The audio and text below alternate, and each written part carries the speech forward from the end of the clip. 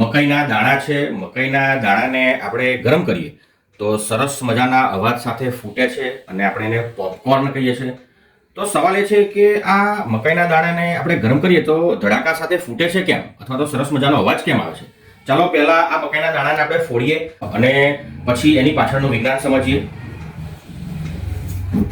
આ hair straightener છે અને હેર સ્ટ્રેટનરમાં હું આ મકાઈના દાણા મૂકવાનો છું.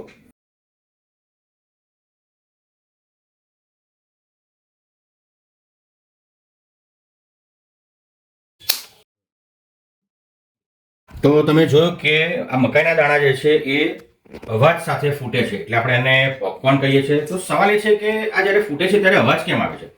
ત્યારે આ જે મકાઈના દાણા છે એની અંદર પાણી હોય છે અને જ્યારે આપણે એને ગરમ કરીએ છીએ ત્યારે આ પાણીનું વરાળમાં રૂપાંતર થાય છે અને ગરમી વધારે આપીએ છીએ ત્યારે આ વરાળ જે છે વિસ્તરણ પામે છે અને એક સમયે આ વરાળ એટલી બધી વિસ્તરણ પામે છે કે ધડાકા સાથે એ બહાર નીકળી જાય છે.